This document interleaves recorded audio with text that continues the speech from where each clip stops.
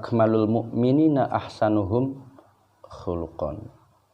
Sempurnanya orang mukmin itu mereka yang paling utama, paling tinggi apanya? Khuluqan, akhlaknya. Jadi bukan ilmunya, hanya ilmu katakanlah, hanya peradaban akal pikiran saja, hanya peradaban teknologi saja yang menonjol tanpa diimbangi dengan satu peradaban tata krama, etika yang tinggi, maka dia dianggap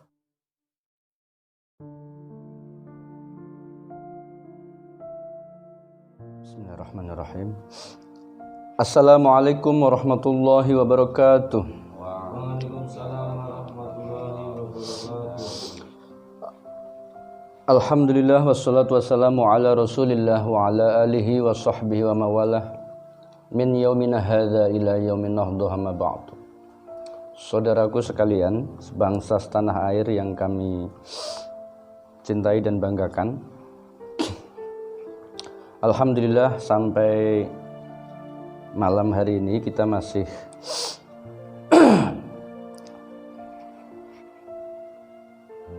diberi kesempatan oleh Allah Subhanahu wa taala. Hakikatnya ini adalah satu nikmat yang luar biasa.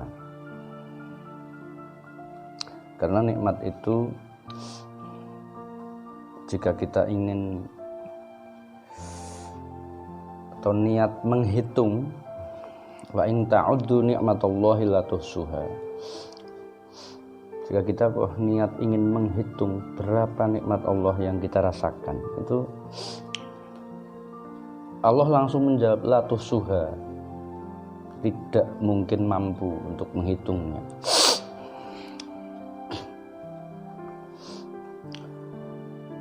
Pada kesempatan malam hari ini kita akan melanjutkan satu tema berkaitan dengan urgensi ilmu pengetahuan, di mana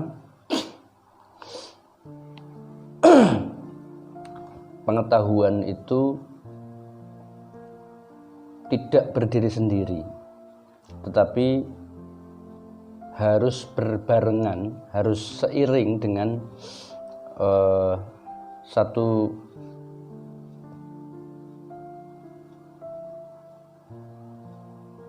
terminologi tersendiri yang supaya agar ilmu itu menjadi atau ilmu itu menghasilkan satu kemanfaatan, satu keberkahan dan satu kemaslahatan bagi siapapun yang mendapatkan ilmu tersebut yakni akhlak.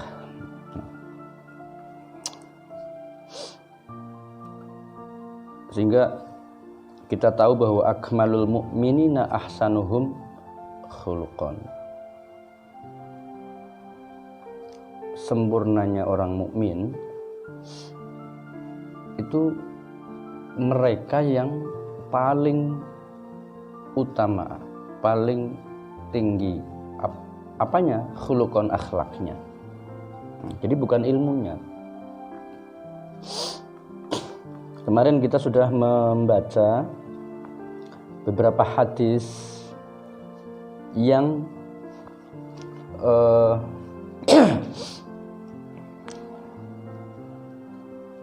itu sebagai fadhailul adab. Di samping kita tahu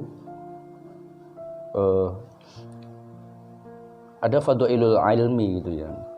Sedemikian rupa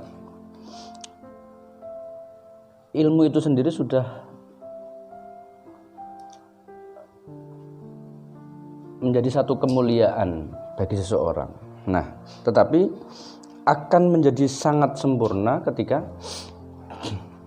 ilmu itu ditopang dengan akhlakul karimah. Sebagaimana seorang nabi yang turun di bumi ini sebagai penyempurna akhlak. Bismillahirrahmanirrahim. Wa qala lan ngendika sapa ba'duhum sebagiane ulama, at-tauhidu utawi ilmu tauhid. Tauhid itu nyuwiji-aken pangeran. Kita mengenal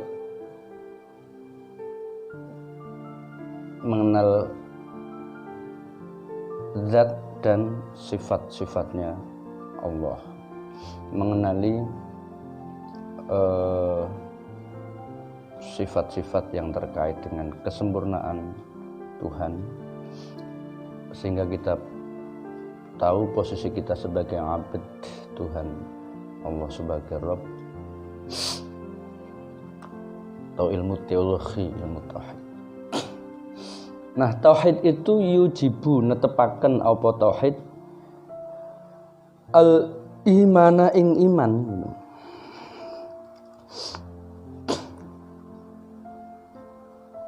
Kita bisa mengetahui tauhid itu karena syaratnya harus ada iman gitu. Karena iman itu kan at-tasdiq bil qalbi bil janan, meyakini dengan hati, wa iqrarun bil lisan. Kemudian keyakinannya itu diakui dengan lisan, dan wa amalun bil arkan. Kemudian di follow up dengan bentuk tindakan. Nah, jadi iman itu rangkaiannya 3 itu. At-tasdiq bil janan, meyakini sepenuh hati. Kemudian iqrarum bil lisan, kita ikrar, kita mengakui dengan lisan. Kemudian wa amalun bil arkan, ditindaklanjuti, diwujudkan dalam bentuk aktivitas organ tubuh kita gitu, sesuai dengan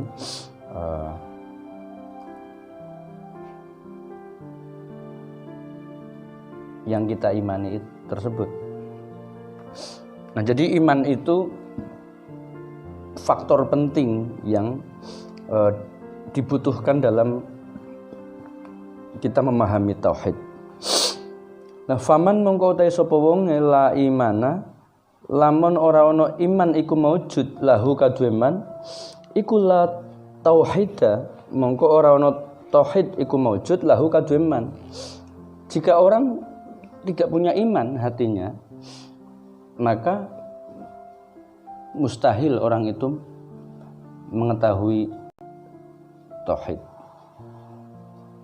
Sebab nantinya itu kan man arafa nafsah faqad arafa rabbah. Semakin orang itu mengetahui jati dirinya sendiri, maka faqad arafa rabbah, maka orang tersebut akan semakin mengenali Tuhannya. Jadi menjadi syarat yang sangat mutlak antara iman dan tauhidnya seseorang tersebut. Kemudian wal imanu utawi iman iku yujibu netepaken apa iman asyari'ata ing syariat. Proses selanjutnya, kalau orang yang sudah beriman, maka dia harus menjalankan yang namanya syariat.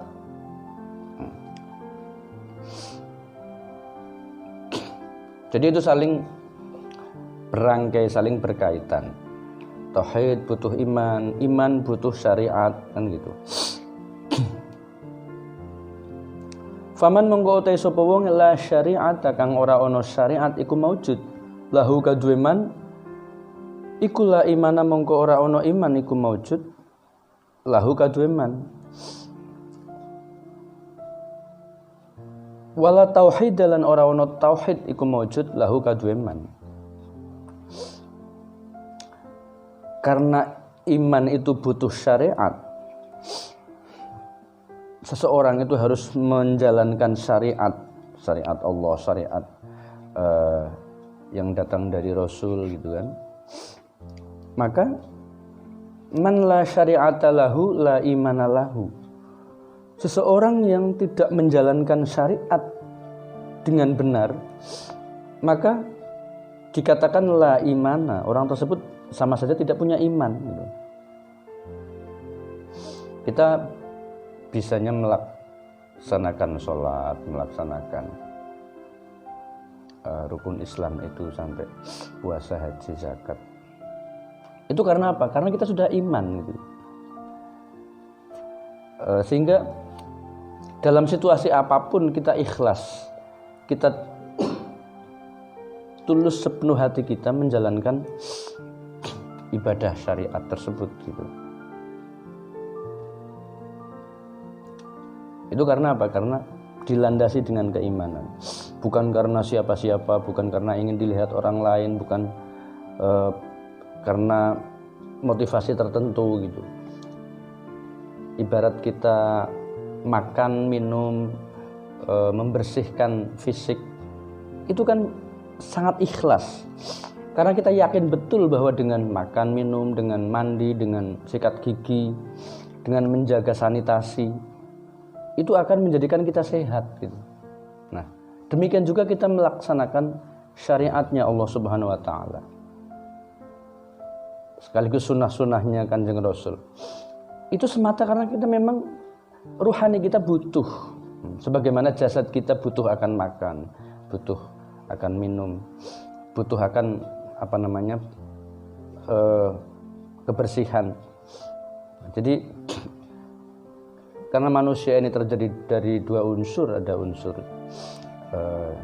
jasad waruh gitu kan.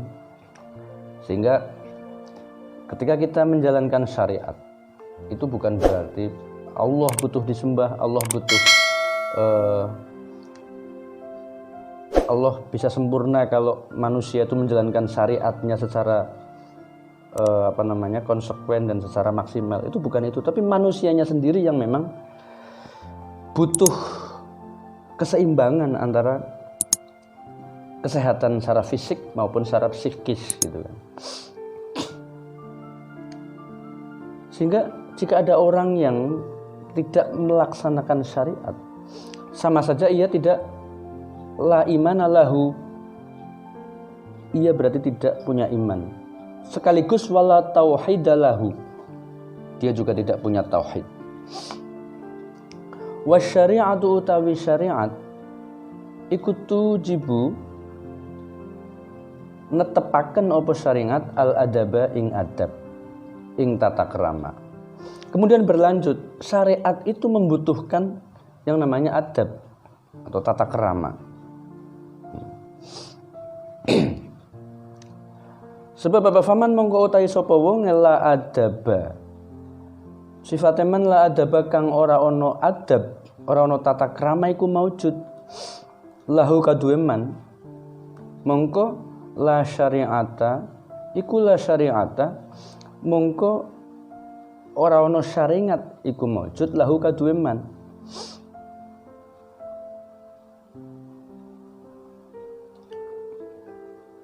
Nanti kemudian berlanjut, syariat itu membutuhkan yang namanya adab, yang namanya akhlak, tata krama. Maka barang siapa yang kemudian tidak mempunyai adab dalam hidupnya, tidak mempunyai etika, tata krama dalam hidupnya, maka ia dianggap la syari'ata lahu. Berarti ia orang yang tidak, esensinya itu ia belum melaksanakan syariat itu dengan baik. Juga wala imana lahu.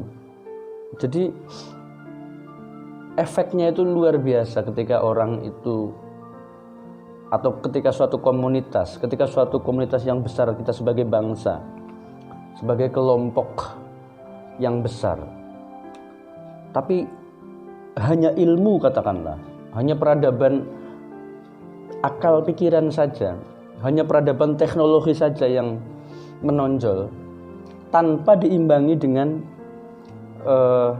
satu peradaban tata krama, etika yang tinggi, maka dia dianggap sebagai manusia yang tidak punya syariat, tidak melaksanakan syariat, juga tidak punya iman gitu.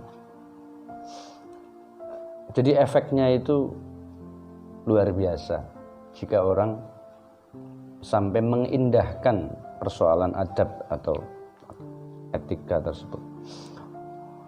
Juga wala tauhidalahu. Orang tersebut juga dianggap tidak punya tauhid. Jadi sangat berbahaya. Ketika orang sudah mengindahkan perihal tata krama, maka orang tersebut dianggap tidak bersyariat, tidak beriman, juga tidak bertauhid. Nah, itu kan sangat berbahaya. Kalau peribahasa Arab mengatakan man laisa adab fahuwa kadzubab. Siapa orangnya yang tidak punya tata krama, maka koyo laler, seperti lalat gitu. Lalat itu kan di mana-mana menslok, nggak punya adab. Nah, sedemikian pentingnya bahwa ilmu pengetahuan harus ditopang dengan akhlak yang memadai. Kita boleh pintar, kita boleh berdaya secara pemikiran, secara kreasi, secara apapun, tetapi ujung-ujungnya harus dibarengi dengan akhlak. Sehingga al-adab fauqal ilmi, tata krama itu di atas ilmu pengetahuan. Nah, semoga kita semua sebagai generasi bangsa ini mampu setingginya di dalam mengupayakan peradaban ilmu pengetahuan kita, tetapi juga mengimbanginya dengan peradaban akhlak etika kita, supaya selalu terjadi keseimbangan, sehingga dalam konteks kita sebagai baik sebagai umat beragama, lebih-lebih sebagai komunitas besar, yaitu sebagai bangsa, kita menjadi bangsa yang di dalam beragama, kita beragama secara ramah, beragama secara rahmatan lil alamin, ideal, tetapi sebagai bangsa kita juga berperadaban maju dan berperadaban yang modern, tetapi juga berperadaban ideal sebagaimana yang diharapkan tadi, karena ada keseimbangan antara ilmu pengetahuan dan akhlak tersebut. Demikian yang saya sampaikan pada malam hari ini. Semoga bermanfaat. Wallahul muwaffiq ila aqwamit thoriq. Wassalamualaikum warahmatullahi wabarakatuh.